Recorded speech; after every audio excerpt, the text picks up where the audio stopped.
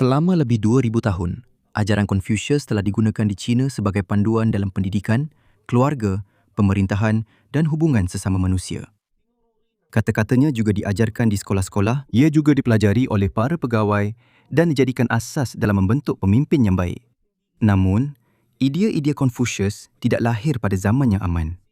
Confucius hidup ketika keadaan lama di China perlahan-lahan mula runtuh. Banyak negeri berebut tanah dan kuasa. Raja sudah lemah, peperangan sering berlaku, pengkhianatan dan perebutan kuasa antara keluarga-keluarga berpengaruh. Dalam dunia seperti itu, Confucius mula bertanya, bagaimana untuk mengembalikan ketenteraman jika para pemimpin sendiri tidak tahu memimpin? Bagaimana sebuah negara boleh menjadi aman jika tiada rasa hormat dan tanggungjawab dalam keluarga? Dan bolehkah masyarakat diubah melalui akhlak yang baik dan bukannya kekerasan? Untuk memahami mengapa soalan-soalan ini menjadi penting, kita perlu melihat kembali keadaan China sebelum beliau dilahirkan. Lebih 500 tahun sebelum zaman Confucius, dinasti Zhou telah menumbangkan dinasti Shang yang terdahulu. Para pemimpin Zhou berkata bahawa kejayaan mereka adalah kerana apa yang mereka panggil sebagai mandat dari syurga. Menurut kepercayaan ini, langit memberikan hak untuk memerintah kepada seorang raja yang adil dan bertanggungjawab. Apabila menjadi zalim, jika seorang raja menjadi tamak atau cuai, hak itu boleh hilang daripadanya. Dengan cara ini, Zhou menunjukkan bahawa langit telah menarik sokongan daripada raja terakhir Shang, sebab itulah kuasa berpindah kepada mereka. Tetapi bagaimana mereka menaklukkannya? Untuk mengawal wilayah yang luas, Raja-Raja Zhou memberikan tanah dan kuasa kepada saudara mara dan sekutu mereka. Dan orang-orang inilah yang mentadbir pelbagai wilayah. Sebagai balasan, mereka dijangka mengiktiraf raja dan menyediakan askar serta sokongan apabila diperlukan. Pada mulanya, sistem ini membantu mengekalkan kestabilan. Namun apabila abad berlalu, para pemimpin setiap wilayah menjadi semakin kuat. Mereka mempunyai tentera sendiri, kekayaan sendiri dan kepentingan sendiri. Sedikit demi sedikit, mereka bertindak seperti raja-raja bebas walaupun mereka masih mengiktiraf pemerintah Zhou secara nominal. Dan pada tahun 771 SM, ibu kota barat Zhou telah diserang. Oleh itu, ahli keluarga diraja yang masih tinggal terpaksa berpindah ke timur. Dan di sinilah mereka menubuhkan pusat mereka di Luoyang. Dan di sinilah bermulanya dinasti Zhou Timur. Raja Zhou masih diiktiraf sebagai pemerintah China, tetapi kuasanya kini hanya tinggal pada nama sahaja. Hanya sedikit kawasan yang masih secara langsung mengikutinya. Kuasa sebenar berada di tangan negeri-negeri yang berbeza. Setiap negeri mempunyai pemimpin sendiri, tentera sendiri dan membuat keputusan sendiri. Mereka juga membuat perjanjian sendiri dan berperang dengan negeri lain untuk meluaskan wilayah mereka. Zaman ini dipanggil sebagai zaman musim bunga dan musim luruh. Nama itu berasal dari sebuah catatan lama tentang peristiwa di negeri Lu. Pada zaman ini, Confucius hidup. Lu sudah merupakan sebuah negeri sebelum Confucius dilahirkan. Ia diasaskan pada zaman awal dinasti Zhou dan diperintah oleh keluarga yang rapat dengan Raja-Raja Zhou.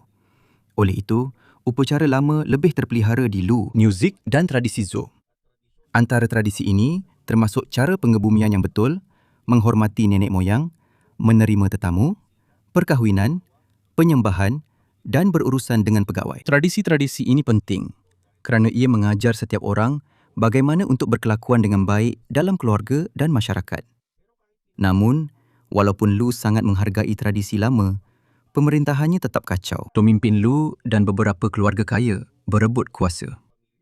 Apabila orang-orang berkuasa bertelagah, rakyat biasa yang selalunya menanggung kesusahan. Di tempat seperti inilah Confucius membesar. Setiap hari dia melihat tradisi lama Zhou, tetapi dia juga melihat bagaimana ketenteraman musnah akibat perebutan kuasa. Dalam zaman yang penuh kekacauan seperti ini, lahirlah seorang anak yang akan dikenali sebagai Confucius. Tahun tradisional kelahirannya ialah 551 SM. Dikatakan beliau dilahirkan di kawasan Zhou berhampiran Khufu. Namanya ialah Kong Qiu. Apabila beliau dewasa, beliau juga dipanggil Kong Zi yang bermaksud Guru Kong. Nama Confucius hanya muncul beberapa abad kemudian. Nama ini digunakan oleh para paderi Jesuit dari Eropah sebagai bentuk Latin bagi Kong Fu Zi. Satu lagi gelaran yang bermaksud Guru Kong. Oleh itu, beliau lebih dikenali di barat sebagai Confucius. Hanya sedikit maklumat yang pasti tentang kelahirannya dan keluarganya. Kisah paling terperinci tentang kehidupannya yang paling awal telah ditulis oleh Sima Qian, seorang sejarawan Cina yang terkenal, yang hidup lebih 300 tahun kemudian, selepas kematian Confucius. Menurut tradisi yang dicatat oleh Sima Qian, bapa kepada Confucius ialah Shou Shuliang He, seorang pegawai dan pahlawan dari Lu. Shou Shuliang He dikatakan sudah tua ketika Konfusius dilahirkan. Ibu kepada Konfusius pula biasanya dikenali sebagai Yan Zhengzai. Terdapat juga kisah lama yang mengatakan bahawa ibunya telah berdoa di Gunung Ni sebelum beliau dilahirkan. Dalam versi lain, dikatakan beliau telah melihat seekor kilin dalam mimpinya. Satu makhluk legenda yang dianggap sebagai petanda kepada kelahiran yang luar biasa. Kisah-kisah ini adalah sebahagian daripada tradisi yang terbentuk di sekitar Confucius. Ia muncul apabila beliau semakin dihormati oleh generasi-generasi yang berikutnya. Tidak jelas yang mana satu daripada butiran ini adalah kejadian sebenar dan yang mana satu ditambah untuk menunjukkan bahawa beliau adalah seorang yang istimewa sejak kelahirannya. Masalah yang sama juga terdapat pada hampir keseluruhan kisah hidupnya. Confucius tidak meninggalkan autobiografi sendiri. Teks-teks yang digunakan untuk mengenalinya telah ditulis atau dibentuk selepas kematiannya. Yang paling terkenal antara semua ini ialah Analects atau Lunio dalam bahasa Cina. Ia merupakan sebuah koleksi. Ia terdiri daripada perbualan pendek dan kata-kata hikmah yang dikaitkan dengan Confucius dan para pelajarnya. Telah lama dipercayai bahawa Analects telah dikumpulkan secara langsung oleh murid-muridnya selepas kematiannya. Kajian moden menunjukkan bahawa buku ini mungkin telah dibentuk dalam tempoh beberapa generasi. Ada kemungkinan sebahagian daripadanya berasal daripada kata-kata sebenar beliau, manakala bahagian lain pula telah disusun atau ditambah oleh para pengikut yang kemudian. Ini bermakna kita perlu berhati-hati dalam membezakan antara Confucius yang sebenar dan gambaran yang dicipta tentang dirinya selepas hayatnya. Namun begitu, satu perkara penting adalah jelas. Confucius membesar dalam sebuah masyarakat yang semakin hilang kepercayaan terhadap para pemimpin dan sistem lama. Beliau melihat kesan ketamakan peribadi, salah urus dan kurangnya rasa hormat terhadap tanggungjawab. Beliau tidak dilahirkan sebagai putera atau pewaris kepada sebuah negeri yang berkuasa. Beliau adalah seorang anak yang berasal dari golongan rendah dalam kalangan bangsawan dan membesar dekat dengan dunia pegawai, ritual dan pemerintahan. Namun, beliau tidak mempunyai kuasa yang cukup untuk memberi arahan. Kekurangan kuasa inilah yang mendorong beliau mencari jalan lain. Daripada hanya bergantung kepada tentera, beliau mula percaya bahawa perubahan sebenar mesti bermula dari pribadi seseorang. Bagi Confucius, sebuah negara yang teratur tidak terbentuk terlebih dahulu melalui lebih banyak undang-undang. Ia bermula dengan orang yang tahu menghormati, belajar, menunaikan tanggungjawab dan menunjukkan teladan yang baik. Namun sebelum beliau dapat menyampaikan ajaran-ajaran itu, beliau perlu menghadapi kesusahan, kehilangan dan peluang yang terhad semasa zaman mudanya. Ayah Confucius meninggal dunia ketika beliau masih kecil. Disebabkan itu, beliau dan ibunya membesar tanpa kekayaan dan pengaruh daripada bahagian keluarga Kong yang berkuasa. Menurut cerita tradisional, Confucius tidak segera mengetahui di mana ayahnya dikebumikan. Ada juga kisah yang mengatakan bahawa semasa kecil, beliau gemar menggunakan mangkuk dan peralatan lain yang digunakan untuk upacara. Ini menunjukkan betapa mendalam minat beliau terhadap ritual dan tradisi. Terdapat juga teks-teks lama yang menggambarkan Confucius sebagai seorang yang sangat tinggi dan mempunyai bentuk kepala yang luar biasa. Walaupun hidup dalam keadaan serba kekurangan, Confucius menerima pendidikan yang biasanya diberikan kepada lelaki yang berpotensi untuk berkhidmat dalam kerajaan. Ini termasuk 6 seni, iaitu ritual dan adab yang betul, muzik, memanah, mengendalikan kereta kuda, penulisan dan matematik. Tujuan kemahiran-kemahiran ini adalah untuk mempersiapkan seseorang bagi peranan dalam masyarakat dan kerajaan. Namun, bagi Confucius, memiliki pengetahuan sahaja tidak mencukupi. Ia perlu digunakan untuk memperbaiki tingkah laku diri sendiri. Menurut satu kenyataan yang dikaitkan dengannya, beliau mendedikasikan dirinya kepada pembelajaran ketika beliau berumur 15 tahun. Bagi Confucius, pendidikan bukan sekadar menghafal. Apa yang dipelajari seseorang mesti dapat dilihat dalam tingkah lakunya. Seseorang yang belajar tentang kejujuran harus boleh dipercayai. Seseorang yang belajar tentang rasa hormat harus tahu mengiktiraf peranan orang lain. Dan sesiapa yang ingin memimpin harus terlebih dahulu belajar mengurus dirinya sendiri.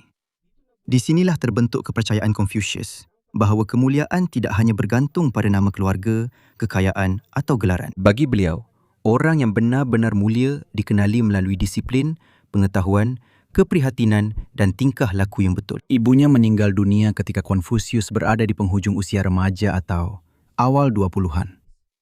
Mengikut tradisi, beliau kemudiannya mengetahui lokasi kubur bapanya dan menyatukan kedua ibu bapanya dalam satu kubur. Kisah ini penting kerana penghormatan kepada ibu bapa dan nenek moyang menjadi teras ajarannya. Confucius percaya bahawa seseorang yang tahu melaksanakan tanggungjawab dalam keluarga lebih bersedia untuk memikul tanggungjawab dalam masyarakat.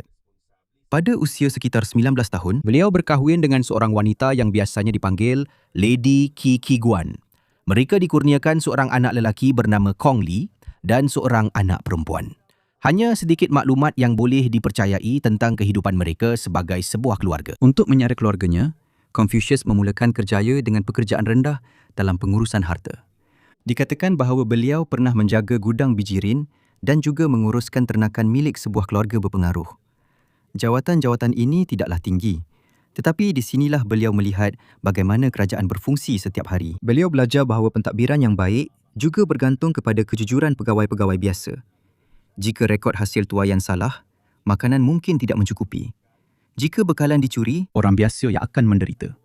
Dan apabila pegawai mengutamakan kepentingan sendiri, kepercayaan terhadap kerajaan akan cepat musnah.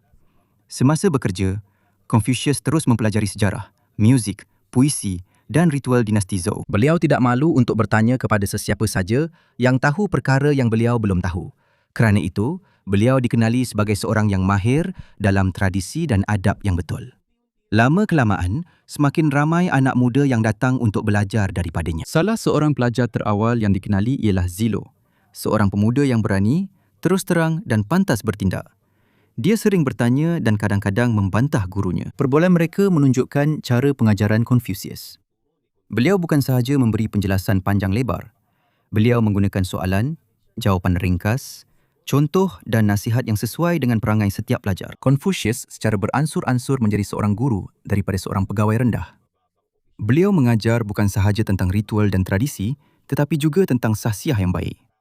Bagi beliau, orang yang bijak tanpa prinsip adalah berbahaya. Orang seperti ini mungkin menggunakan pengetahuannya untuk menipu, mencuri atau menindas. Oleh itu, Confucius tidak memisahkan pendidikan dan akhlak yang baik.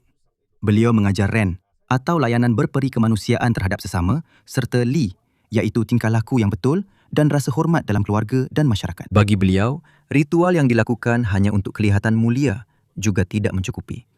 Seseorang yang melakukannya mesti mempunyai rasa hormat yang tulen dan niat yang baik. Pengetahuannya secara perlahan-lahan mendekatkan beliau kepada para pegawai dan keluarga berkuasa di Lu.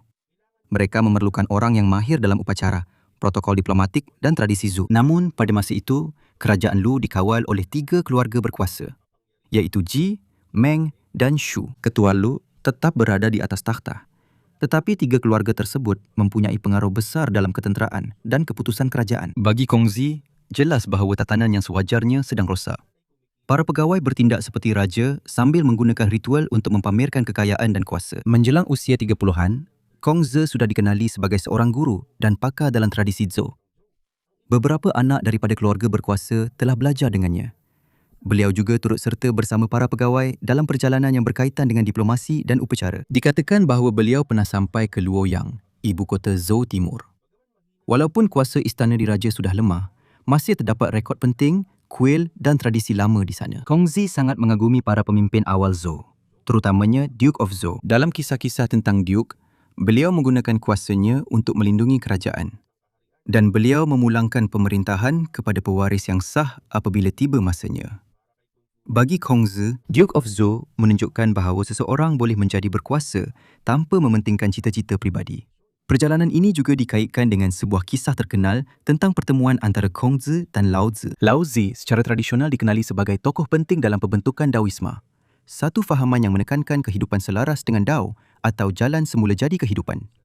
Menurut kisah itu, Lao Tzu telah memberi amaran kepada Kongzi bahawa ritual tidak bermakna jika hanya dilakukan sebagai satu persembahan. Dia juga dikatakan telah memberi amaran kepada Kongzi bahawa dia akan mendapat musuh yang berkuasa jika terus mengkritik kelakuan buruk para pemimpin. Tidak pasti sama ada Kongzi dan Lao Tzu benar-benar pernah bertemu. Namun, kisah ini menunjukkan satu peringatan penting. Sukar untuk membetulkan sesuatu sistem apabila mereka yang mendapat manfaat daripadanya enggan berubah. Kongzi pulang ke Lu dengan pengetahuan yang lebih luas dan keyakinan yang lebih kukuh. Dia tidak lagi hanya mahu mengajar murid-muridnya. Dia ingin menggunakan prinsip-prinsipnya dalam pentadbiran sebenar. Tetapi untuk melakukannya, dia perlu berhadapan dengan keluarga-keluarga yang lebih mementingkan kekayaan dan kuasa daripada tanggungjawab dan akhlak yang baik. Matlamat Kongzi menjadi lebih sukar apabila konflik tercetus dalam kerajaan Lu sendiri. Pada tahun 517 SM, Duke Zhao, pemerintah Lu, cuba mengurangkan kuasa keluarga pemerintah. Namun, keluarga Meng dan Shu menyokong keluarga Qi. Tentera Duke telah dikalahkan dan dia terpaksa melarikan diri ke negeri jiran Qi. Menurut kisah tradisional, Kongzi juga mengikuti ke sana. Sebuah kisah terkenal dikaitkan dengan zaman ini. Semasa dalam perjalanan, Kongzi dikatakan telah melihat seorang wanita menangis di tepi sebuah kubur. Wanita itu memberitahu bahawa harimau telah membunuh ibu mentuanya, suaminya dan anaknya. Kongzi bertanya kepadanya, mengapa dia masih tinggal di situ? Di tempat yang berbahaya itu, wanita tersebut menjawab bahawa tiada kerajaan yang zalim di sana. Selepas itu, Kongzi dikatakan memberitahu murid-muridnya bahawa kerajaan yang menindas lebih menakutkan daripada harimau. Ini hanyalah sebahagian daripada tradisi yang terbentuk tentang kehidupannya, tetapi pengajarannya jelas. Manusia sanggup menanggung bahaya daripada mempunyai pemimpin yang zalim. Apabila tiba di Qi, Kongzi cuba mendapatkan jawatan di bawah Duke Jing, pemerintah negeri itu. Duke bersetuju dengan beberapa nasihatnya tentang pemerintahan. Kongzi menjelaskan bahawa setiap orang perlu menunaikan tanggungjawab mengikut kedudukannya. Pemimpin mesti bertindak sebagai pemimpin sebenar. Pegawai mesti berkhidmat sebagai pegawai. Ibu bapa mesti melaksanakan tanggungjawab dalam keluarga dan anak-anak mesti tahu menghormati.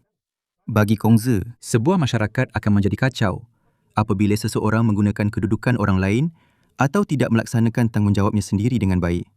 Namun begitu, para menteri Qi tidak berasa selesa dengan kehadirannya. Mungkin mereka melihat Confucius sebagai seorang individu baru yang boleh mempengaruhi Duke. Peluang beliau untuk menyertai kerajaan juga tidak bertahan lama. Oleh itu, beliau kembali ke Lu dan sekali lagi menumpukan perhatian kepada pengajaran. Pada masa ini, beliau semakin menekankan konsep Ren atau layanan berperi kemanusiaan terhadap sesama. Bagi Confucius, kekayaan dan kedudukan tinggi tidak bermakna jika diperoleh dengan cara yang bertentangan dengan prinsip yang baik. Bilangan pelajarnya juga terus bertambah. Antara yang paling dikagumi beliau ialah Yan Hui, seorang pemuda yang pendiam dan rajin yang bukan sahaja mendengar ajaran tetapi juga mengamalkannya dalam kehidupan seharian. Anak beliau sendiri, Kong Li, turut belajar daripadanya. Menurut satu kisah, Kong Li pernah ditanya sama ada bapanya memberikan ajaran rahsia kepadanya. Dia menjawab tidak. Seperti pelajar-pelajar lain, dia hanya dinasihatkan untuk mempelajari puisi dan ritual kuno. Ini menunjukkan kepercayaan Confucius bahawa pendidikan tidak sepatutnya hanya untuk keluarga sendiri atau pelajar kegemaran. Yang penting ialah usaha seseorang untuk belajar. Beliau sangat menghargai teks-teks lama tentang sejarah, puisi, ritual, perubahan dan peristiwa di Lu. Lama-kelamaan, teks-teks ini dikenali sebagai 5 klasik dan menjadi bahagian penting dalam pendidikan di China. Namun begitu, tidak pasti sama ada Confucius sendiri yang menyusun atau menulis teks-teks ini. Yang jelas ialah para pengikutnya menggunakan dan mengajarkan teks-teks ini sebagai panduan dalam tingkah laku dan pentadbiran. Confucius tidak menganggap dirinya sebagai pencipta satu sistem baru. Beliau melihat peranannya sebagai penyampai ajaran penting dari masa lalu. Beliau percaya bahawa terdapat prinsip dalam tradisi lama Zhou yang boleh digunakan untuk memperbaiki masyarakat yang kacau pada zamannya. Sambil sekolahnya berkembang, kekacauan di Lu tetap berterusan. Bukan sahaja Duke dan golongan bangsawan yang berebut kuasa, malah para pengikut keluarga berkuasa juga mula memberontak terhadap tuan mereka sendiri. Salah seorang ketua pemberontak telah menawarkan jawatan kepada Confucius. Confucius sempat mempertimbangkan peluang itu kerana beliau ingin melaksanakan ideanya. Namun, muridnya Zilu mengingatkannya bahawa berkhidmat kepada seseorang yang merampas kuasa adalah bertentangan dengan prinsipnya. Apabila pemberontak dikalahkan dan pemerintahan Duke Ding kembali kukuh, Confucius diberi peluang untuk berkhidmat. Pada sekitar tahun 501 SM, beliau telah dilantik sebagai pegawai di Zhongdu, sebuah bandar di negeri Lu. Tidak jelas sejauh mana kuasa sebenar yang dimilikinya. Kisah-kisah seterusnya juga membesar-besarkan kejayaan pemerintahannya. Namun begitu, tradisi menunjukkan bahawa beliau berusaha untuk mengaplikasikan ajaran yang telah lama diajarnya dalam perkhidmatan kerajaan sebenar. Beliau menekankan pengurusan yang teratur, tugas yang jelas, pegawai yang jujur dan pemimpin yang memberikan contoh yang baik. Beliau tidak percaya bahawa satu undang-undang atau satu pepatah yang baik dapat membetulkan seluruh negeri. Bagi Confucius, menjadi pemimpin adalah sukar kerana setiap keputusan memberi kesan kepada ramai orang. Lebih berbahaya seorang pemimpin yang berfikir bahawa perkara terbaik tentang kuasa adalah ketiadaan sesiapa yang menentangnya. Akhirnya, Confucius diberi peluang untuk membuktikan ajarannya. Namun, ketika kedudukannya semakin tinggi, dia juga semakin mendekati pusat konflik di Lu. Hasratnya untuk mengembalikan kuasa kepada pemimpin yang sah hampir bertembung dengan kepentingan keluarga-keluarga paling berkuasa di negeri itu. Ketika kedudukan Confucius semakin tinggi, ujian terbesar terhadap prinsip-prinsipnya pun tiba. Pada sekitar tahun 500 SM, para pemimpin Lu dan Qi bertemu untuk menyelesaikan perselisihan lama mereka. Kedua-dua negeri itu berdekatan dan mereka telah beberapa kali berebut tanah dan pengaruh. Duk Ding dari Lu membawa Kongfuzi sebagai penasihat. Oleh kerana mesyuarat itu akan diadakan di wilayah Qi, Kongfuzi mengesyaki bahawa pemimpin mereka mungkin akan diugut atau dipaksa. Jadi beliau menasihatkan Lu supaya membawa pegawai-pegawai yang mampu memberikan perlindungan. Menurut catatan tradisional, terdapat persembahan bersenjata semasa kedua-dua duke bermesyuarat. Kongfuzi membantah kerana persembahan itu boleh digunakan untuk menakut-nakutkan delegasi Lu. Beliau menegaskan bahawa satu pertemuan diplomatik harus dijalankan dengan penuh hormat dan tujuan yang jelas. Mesyuarat itu berakhir tanpa sebarang pertarungan. Qi juga dikatakan telah memulangkan beberapa kawasan yang pernah diambilnya daripada Lu. Ada kemungkinan peranan Kongfuzi telah diperbesar oleh para pencerita selepas itu. Namun jelas bahawa pengaruhnya dalam kerajaan semakin kuat.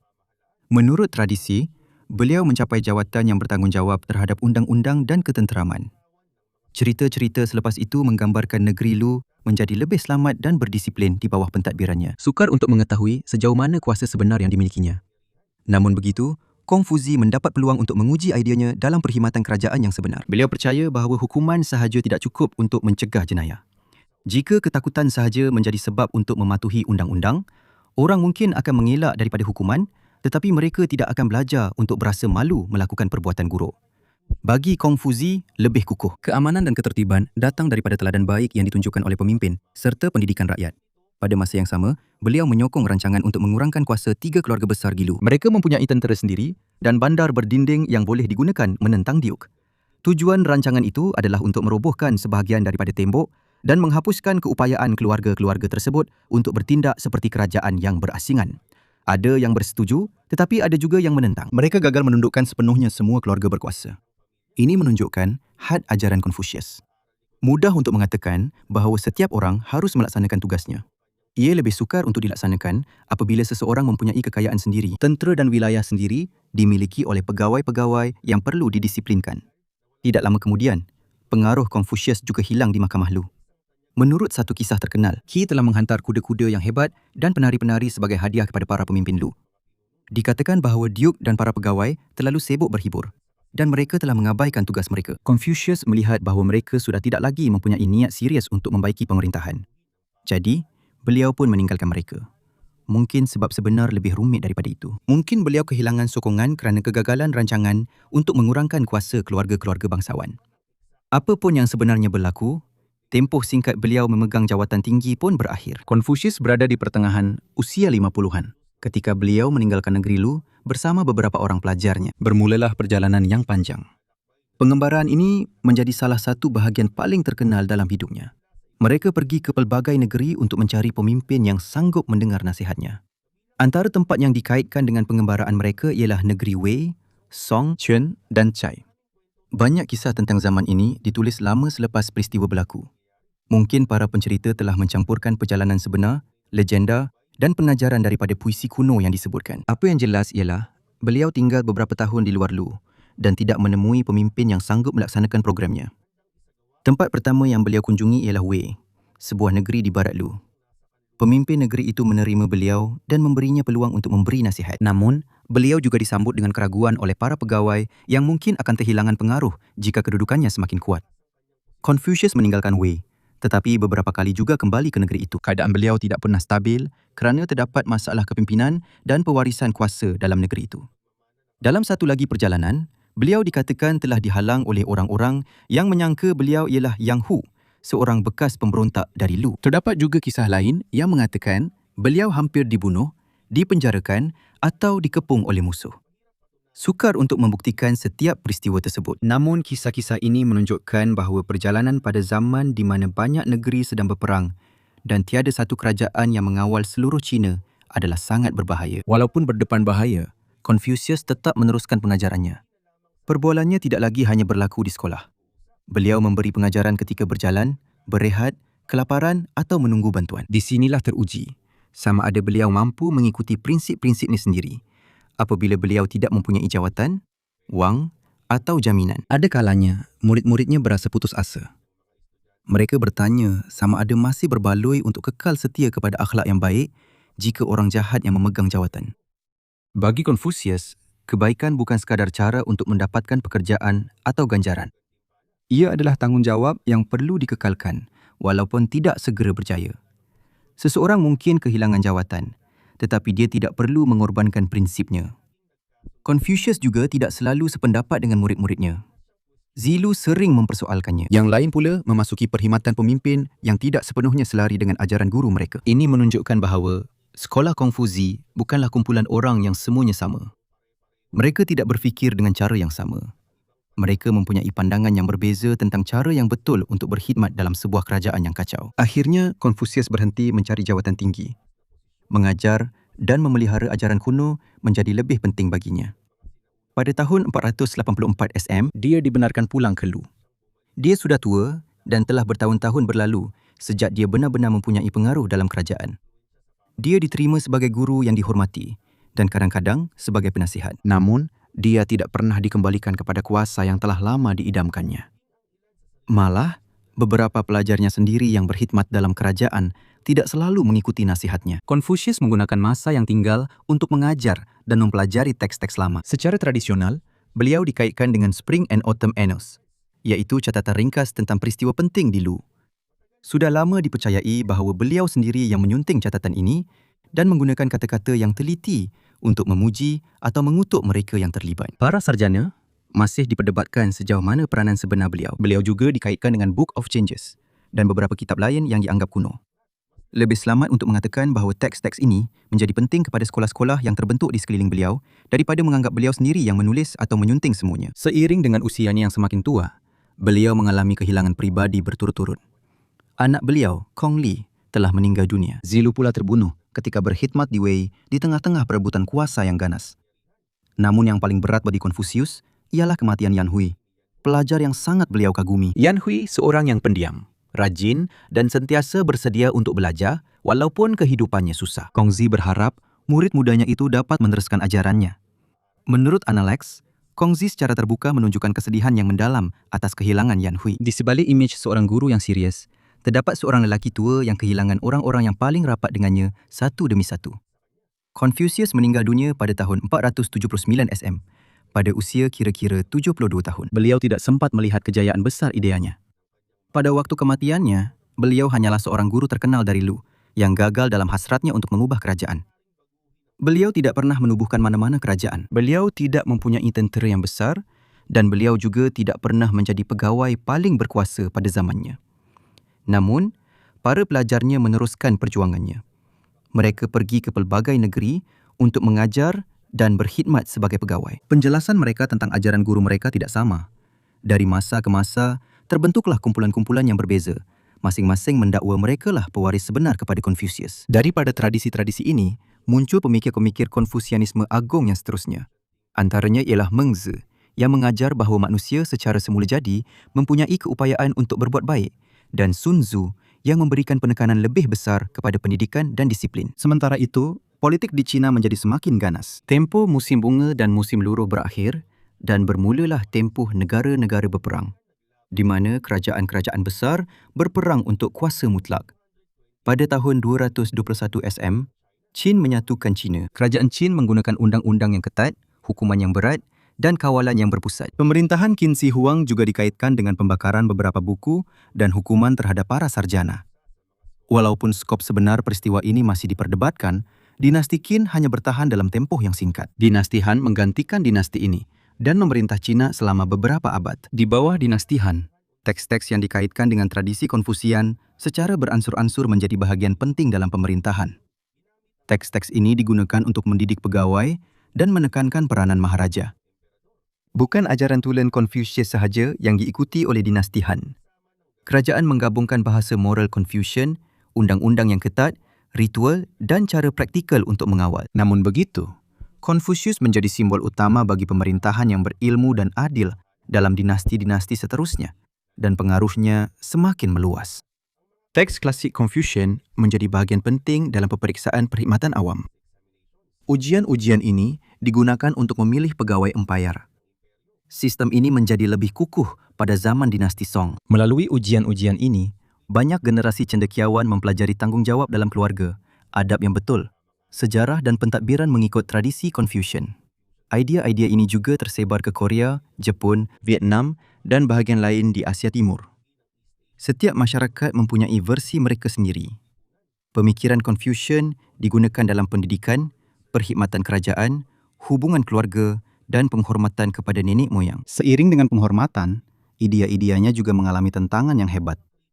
Ada pengkritik yang mengatakan tradisi Confucian mengukuhkan ketaatan melampau kepada orang tua, hierarki sosial yang ketat dan peranan wanita yang terhad. Pada zaman yang berbeza, para pemimpin juga menggunakan ajaran tentang tanggungjawab dan penghormatan untuk menghalang penentangan. Pada abad ke-20, beberapa pembaharu Cina menyalahkan sistem Confucian lama kerana memperlahankan perubahan di negara itu. Semasa revolusi kebudayaan, reputasinya telah diserang. Dan banyak tradisi yang dikaitkan dengannya dianggap menghalang masyarakat baru. Namun begitu, pengaruhnya tidak pernah benar-benar hilang. Idea-ideanya tentang pendidikan terus dipelajari. Penghormatan kepada keluarga, disiplin diri, dan tanggung jawab pemimpin. Peninggalan paling penting yang ditinggalkan oleh Confucius bukanlah satu undang-undang lengkap atau satu sistem politik tunggal. Beliau meninggalkan satu persoalan yang masih penting hingga kini. Bolehkah wujud sebuah kerajaan yang baik jika para pemimpinnya tidak mempunyai kepribadian yang baik? Bagi Confucius, kuasa sahaja tidak cukup untuk menjadi pemimpin sejati. Perlu tahu, mendengar, belajar, menghormati tanggungjawab dan memberi contoh yang baik. Beliau tidak berjaya mengubah Cina semasa hayatnya. Namun, guru yang beberapa kali ditolak oleh para pemimpin itu akhirnya menjadi piawaian yang digunakan untuk menilai kepimpinan mereka. Dan disitulah terletaknya ironi dalam hidupnya. Beliau gagal menemui kerajaan yang sanggup sepenuhnya mengikuti ajarannya. Namun selepas kematiannya, ideanya telah membantu membentuk kerajaan-kerajaan, sekolah dan keluarga di Asia Timur selama lebih 2000 tahun.